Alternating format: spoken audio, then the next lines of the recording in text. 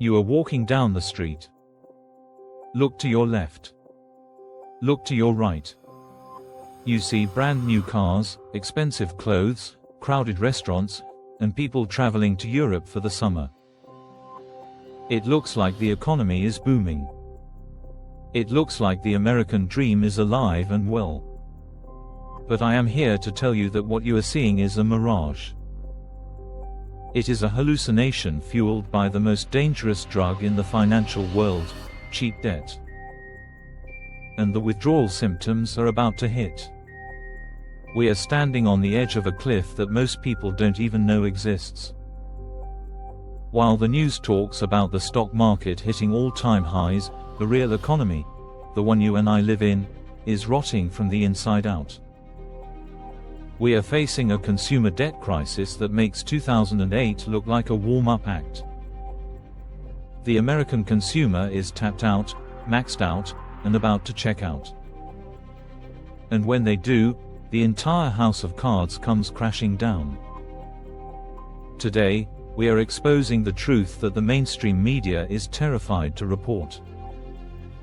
We are going to look at the terrifying numbers behind credit cards, the ticking time bomb of auto loans, and the silent killer known as buy now, pay later. If you think your money is safe, you need to watch this until the very end.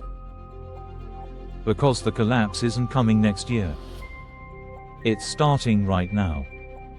The trillion-dollar trap. Let's start with the number that should keep every economist awake at night: $1 trillion.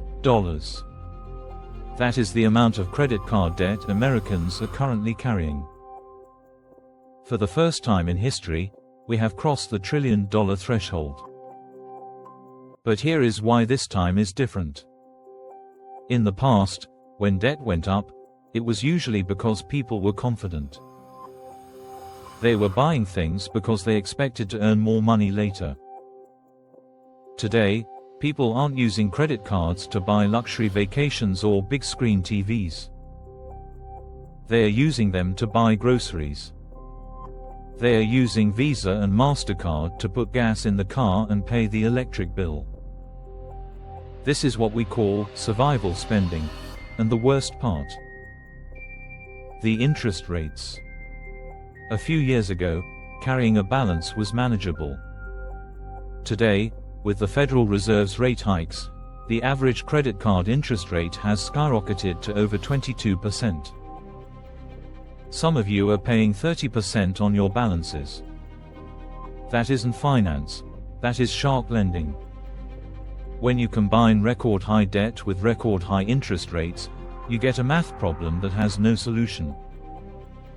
The monthly minimum payments are eating up disposable income at a rate we have never seen before. Savings rates have plummeted to near historic lows. The piggy bank is empty, and the credit card is maxed. What happens when the next emergency hits? What happens when the car breaks down or someone loses a job? There is no safety net left. The shadow debt, buy now, pay never, but that $1 trillion figure. That's actually the optimistic number. Because it doesn't count the shadow debt. You've seen the buttons at checkout. Affirm, Klarna, Afterpay. Split your payment into 4 easy installments. It sounds so innocent. It sounds helpful. But this is the dark underbelly of the consumer economy. This is untracked, unregulated debt. Millions of Americans are using these services to buy clothes, electronics, and even food. Because these loans aren't always reported to the credit bureaus immediately, we don't know exactly how much debt is really out there. Estimates suggest it is in the hundreds of billions. This is invisible leverage. People are stacking these loans. They have a payment for their sneakers, a payment for their watch, a payment for the groceries. They feel rich because they have the product today, but they are slowly drowning in micropayments. This is the illusion of wealth. And when the recession hits and jobs start to disappear, these buy now, pay later, loans will turn into buy now, default later. This is a bubble that no one is measuring, and it is going to burst with zero warning. Before we dive into the auto loan disaster that is threatening to crash the banking system, I need you to listen closely. The financial system is designed to keep you in the dark. They want you borrowing, spending, and staying on the hamster wheel. Here at Money Signals, we don't peddle lies. We show you the data so you can protect your family and your wealth. If you want to survive the coming correction, you need to be informed. Do yourself a favor. Hit that subscribe button and turn on notifications right now. Don't let the algorithm hide the truth from you. Join the Money Signals community, and let's get prepared together. The repo crisis, driven off a cliff now, let's talk about your car. Or rather, the bank's car. The auto loan market is arguably in worse shape than the housing market was in 2008. The average monthly payment for a new car in America is now over $730. For used cars, it's over $500. We have millions of Americans paying luxury car prices for basic transportation. But here is the statistic that signals the end: negative equity. Being underwater, this means you owe more on the car than the car is worth. Right now, record numbers of Americans are trading in cars with negative equity and rolling that debt into a new loan. They are paying for the car they drive today, plus the car they drove 3 years ago. We are seeing 84-month auto loans. That is 7 years of payments for a depreciating asset. And delinquency rates, the percentage of people who have stopped paying, are surging past 2008 levels in the subprime sector.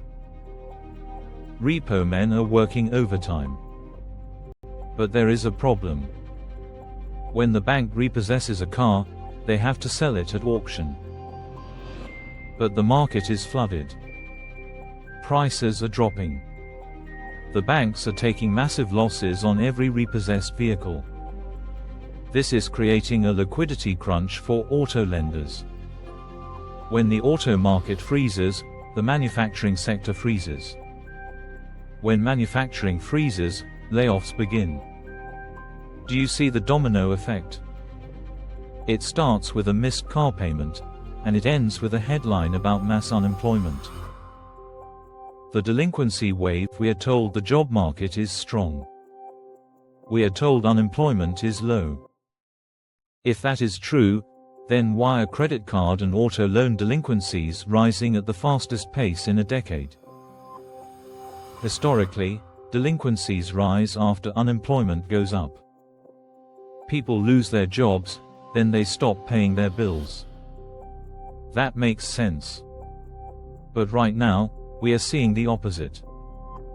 People have jobs, and they still can't pay their bills. This proves that wages have not kept up with inflation. The cost of living, insurance, rent, food, energy, has crushed the working class. The paycheck comes in, and it's gone within 24 hours. The banks know this. Look at what the big banks are doing. JP Morgan, Wells Fargo, Bank of America, they are all increasing the provisions for credit losses. That is bankers speak for, we know people are going to default, and we are hoarding cash to survive the hit. If the banks are preparing for a crash, why aren't you? They see the internal data. They see the spending habits slowing down. They see the overdrafts. The consumer has hit a wall. The doom loop. This leads us to the doom loop. The US economy is 70% consumer spending. Our entire GDP relies on you buying things you don't need with money you don't have. When the debt burden becomes too heavy, the consumer stops spending. When spending stops, corporate profits fall. When profits fall, companies fire workers. When workers are fired, they default on their debts. When they default on their debts, banks tighten lending. When banks tighten lending, spending drops even further. We are currently in the first stage of this loop. The spending slowdown is beginning. Retailers are issuing warnings. Shipping volumes are down.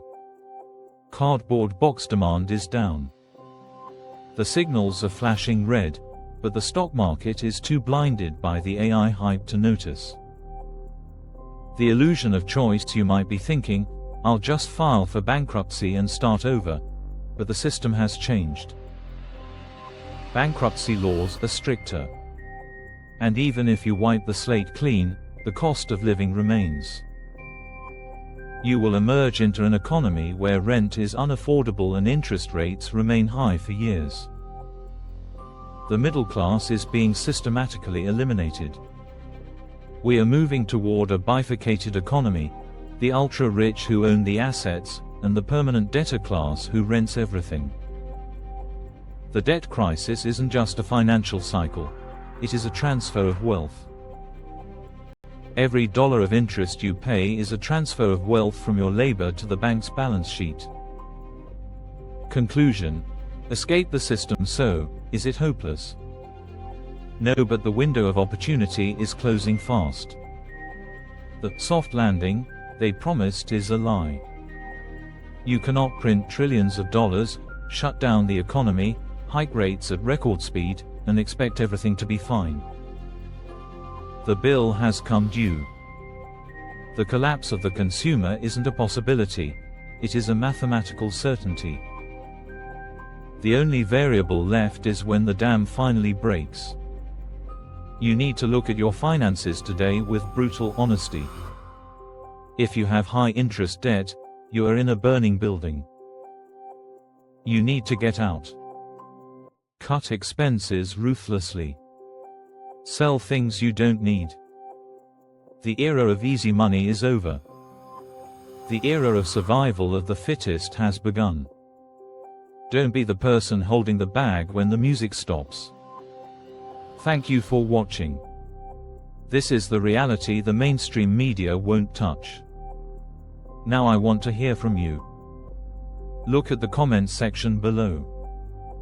Are you seeing this in your own life? Are you seeing friends struggle, businesses close, or prices jump? Drop a comment below. Let's document the real state of the economy right here. And if you found value in this truth bomb, please smash that like button and subscribe to Money Signals. We are going to keep tracking this crisis every single week. Stay liquid, stay alert, and I'll see you in the next video.